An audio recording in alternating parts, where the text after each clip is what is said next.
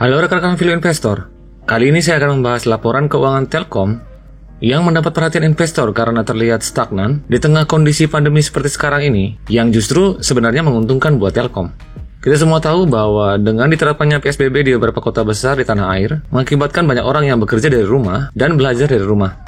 Tapi kenapa pendapatan Telkom malah turun, dan labanya pun sebenarnya turun tipis? Di sisi lain, selama 2 hari berturut-turut pada Kamis dan Jumat tanggal 5 dan 7 November, saham Telkom banyak diburu oleh asing dengan kenaikan harga sebesar hampir 9% dalam waktu 2 hari saja. Apa sebenarnya sentimen positif yang mendorong asing memborong saham Telkom? Bagaimana kinerjanya sampai dengan kuartal ketiga tahun 2020? Bagaimana dengan teknikal harga sahamnya? Kapan saat yang baik untuk akumulasi?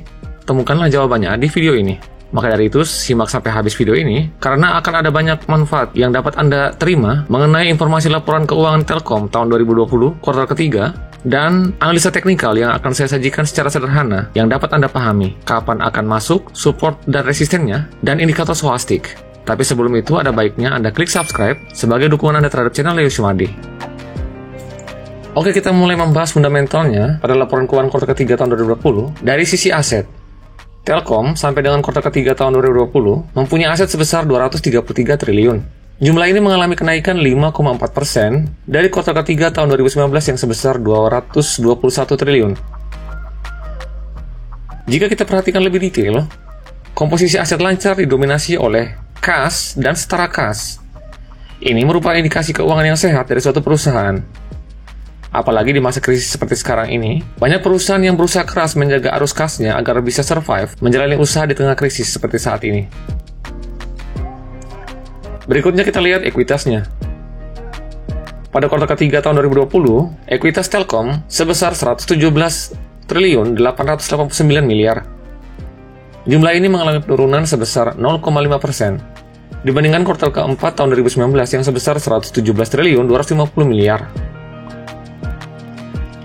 Nah, selanjutnya kita akan membahas mengenai laporan laba ruginya. Pada laporan keuangan ini kita perhatikan, sampai kuartal ketiga tahun 2020, Telkom berhasil meraih pendapatan sebesar 99 triliun. Jumlah ini mengalami penurunan minus 2,6% dari kuartal ketiga tahun 2019 yang sebesar 102 triliun. Nah, sekarang mari kita breakdown pendapatan ini sehingga kita bisa tahu di bagian mana yang turun.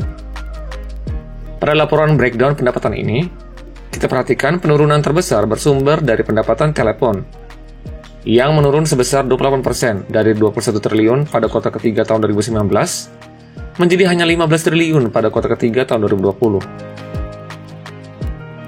Sedangkan pos pendapatan lainnya menunjukkan kenaikan yang cukup baik. Pendapatan interkoneksi naik 26% dari 4 triliun pada kuartal ketiga tahun 2019 menjadi 6 triliun pada kuartal ketiga tahun 2020. Dan yang paling menggembirakan datang dari pos pendapatan data internet yang naik sebesar 3,4% dari 54 triliun pada kuartal ketiga tahun 2019 menjadi 56 triliun pada kuartal ketiga tahun 2020. Dan dari sisi pendapatan dari IndiHome mengalami kenaikan sebesar 17% dari 13 triliun pada kuartal ketiga tahun 2019 menjadi 16 triliun pada kuartal ketiga tahun 2020. Ini menunjukkan bahwa dengan adanya pandemi ini, bisnis masa depan Telkom, yaitu data internet dan IndiHome, seperti ketiban berkah. Kenaikan ini setidaknya dapat mengimbangi penurunan yang dalam dari bisnis legasinya, yaitu pendapatan telepon. Inilah mengapa asing banyak memburu saham Telkom pada tanggal 5 dan 6 November. Karena memang untuk sektor telekomunikasi saat ini, yang terbaik adalah Telkom. Dengan prospek bisnis masa depannya, yang di dalamnya ada data internet dan IndiHome, yang menunjukkan tren yang bagus. Di mana dengan diterapkannya revolusi 4.0 di Indonesia, ke depan kebutuhan akan layanan data dan IndiHome akan meningkat pesat di masa yang akan datang. Oke, kita lanjut dengan menelisik laporan keuangannya. Meskipun komponen pendapatannya ada beberapa yang naik, tapi ternyata tidak dapat meningkatkan laba Telkom. Pada laporan keuangan ini kita perhatikan laba bersih Telkom pada kuartal ketiga tahun 2020 sebesar 23 triliun 132 miliar.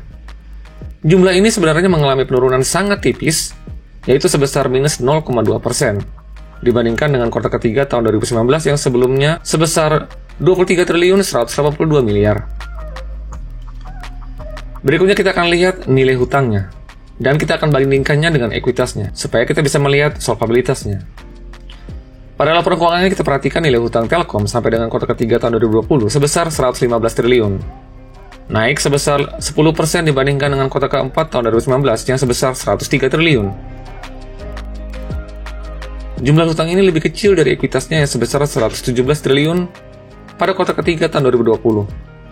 Jadi, kesimpulannya nilai hutang Telkom lebih sedikit atau lebih kecil dari ekuitasnya, yang mengindikasikan solvabilitas yang sebenarnya sehat dan kuat. Oke, kita berikutnya akan menganalisis harga saham Telkom secara teknikal. Nah, ini adalah posisi grafik pergerakan saham Telkom per tanggal 6 November. Oh iya, ini adalah chart dengan time frame weekly atau mingguan. Kita perhatikan, memang harga saham Telkom saat ini sudah menyentuh strong support-nya di kisaran 2.500 sampai dengan 2.600-an. Kita perhatikan, level support ini juga terjadi 5 tahun yang lalu, di mana ketika itu harga saham Telkom bolak-balik 3 kali di level support yang sama. Itulah mengapa saya menekankan atau menamakan level ini sebagai strong support. Nah, kalau selanjutnya harga saham Telkom mampu bergerak menuju ke strong resistennya yang ada di level 2.800 sampai sekitar 2.900-an, maka kemungkinan besar Telkom akan bangkit dari kuburnya dan meluncur seperti roket akan sangat besar.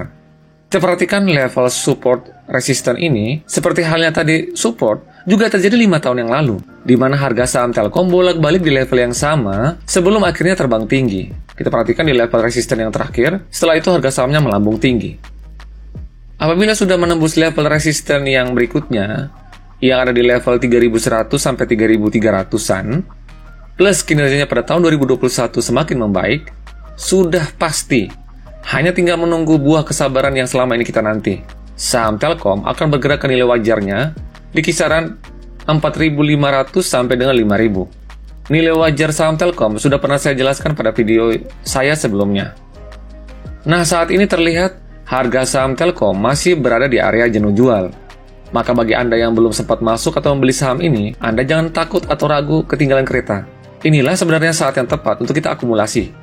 Sebenarnya, saya sendiri sudah mengakumulasi saham ini dari level 2.500-an.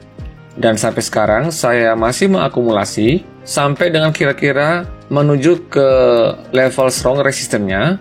Dan saya akan tambah kira-kira sampai ke level resisten yang kedua di level 3.100 sampai 3.300. Nah, ada baiknya jika Anda ingin mengakumulasi saham Telkom, akumulasilah pada saat level harga berada di area jenuh jual yang ada di bawah sini. Terlihat pada grafik stochastik yang ada di bawah sini. Oke, sekian dulu video kali ini.